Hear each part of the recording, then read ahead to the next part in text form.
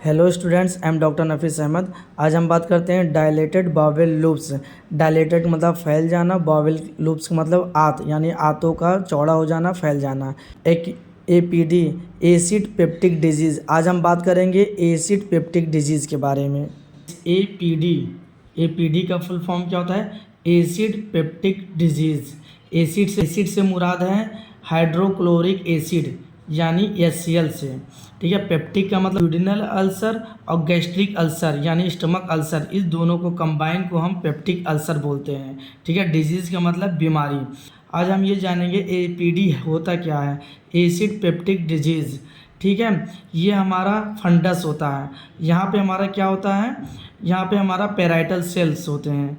Parietal cells होते हैं जो, तो ये पेराइटल सेल है और पेराइटल सेल क्या करता है? हाइड्रोक्लोरिक एसिड सिक्रेट करता है। कभी कभी क्या होता है? एक्सेसिव, ज़रूरत से ज़्यादा HCl का सिक्रेट होना, एसिड का सिक्रेट होना, इससे क्या होता है? अगल बगल के जो सेल्स होते हैं ना, उसको ये जलाने लगता है, इरोजन पैदा कर देता है। इरोजन मतलब घाव पैदा कर देता है। जाहिर सी बात है, तेजाब होगा, तेजाब जहाँ बनेगा, जहाँ पर भी जाएगा वो क्या होगा? घाव बन जाएगा। अल्सर का मतलब घाव होता है।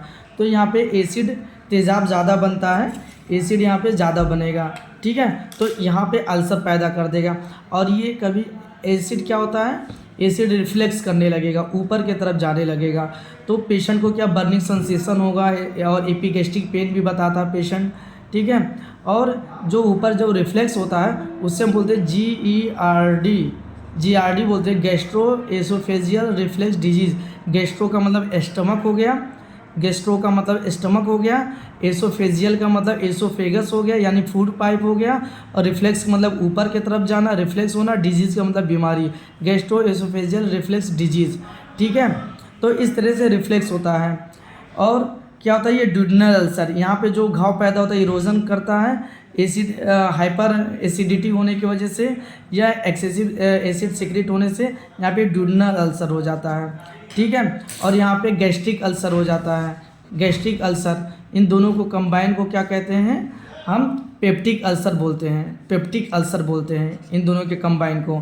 तो एपीडी के बारे में जानेंगे। एसिड पेप्टिक डिजीज़ के मतलब कि ड्यूडिनल अल्सर और गैस्ट्रिक अल्सर दोनों को कंबाइन को कलेक्टिवली बोलते हैं हम पेप्टिक अल्सर बोलते हैं। ड्यूडिनल अल्सर और गैस्ट्रिक अल्सर को कलेक्टिवली हम पेप्टिक अल्सर बोलते हैं। तो ये बीमारी के रूप में बता दिया गया है। तो अल्ट्रासाउंड में यही दिखाया जा रहा है, एसिड पेप्टिक डिजीज़ यानी पेशेंट का कंप्लेन क्या होगा?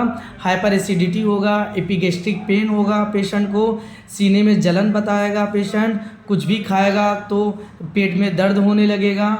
ठीक है। इस तरह का कंप्लेन होता है, पेशेंट का पेट सही नहीं रहता है। जो गैस्ट्रिक अल्सर होता है, स्टमक अल्सर या गैस्ट्रिक अल्सर, गैस्ट्रिक स्टमक को बोलते हैं, पेट के डॉक्टर को गैस्ट्रोलॉजी बोलते हैं। ठीक है। जब खाना मरीज़ खाता है, फूड पाइप यानी एसोफेगस से होकर हुए स्टमक में जाता है और पेशेंट तुरंत कंप्लेन बताता है, मुझे दर्द हो रहा है, जलन हो रहा है, तुरंत बात बताता है, तो समझिए कि उसको क्या है? गैस्ट्रिक अल्सर है। तो समझिए कि उसको गैस्ट्रिक अल्सर है, क्योंकि यहाँ पे घाव बना, इरोजन है, ये सेल ज़्यादा सिक्रेट हुआ है और घाव बना हुआ, खाना जा रहा है तो और जलन पैदा होगा, उसमें दर्द पैदा होगा।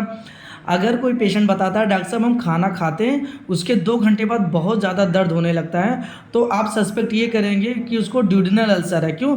क्योंकि गैस्ट्रिक में गया, ठीक है, फूड गया, गैस्ट्रिक में बोलस गया, और उसके बाद जब ड्यूडिनम में धीरे धीरे इस तरह से जाएगा तो यहाँ पे जो घाव बना है, इरोजन है, अल्सर है, तो यहाँ पे दर्द होना स्टार्ट होगा उसको पेट में।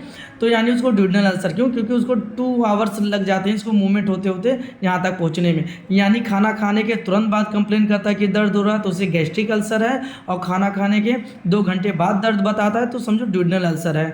ये आपका क्लियर हो गया। ठीक है। इसमें हम PPI देते हैं, प्रोटॉन पम्प इनहिबिटर देते हैं, और हम इसको H2 ब्लॉकर भी देते हैं।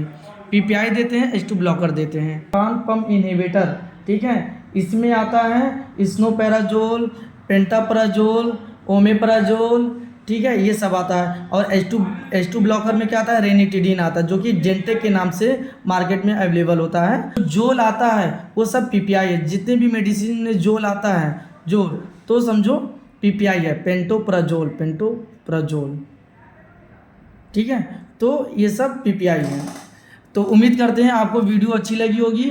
वीडियो अगर अच्छी लगी है तो इसे लाइक कीजिए, सब्सक्राइब कीजिए और कमेंट्स कीजिए, ज़्यादा से ज़्यादा शेयर कीजिए अपने दोस्तों में, ताकि इन्फॉर्मेटिव वीडियो आपके दोस्तों तक पहुंच जाए।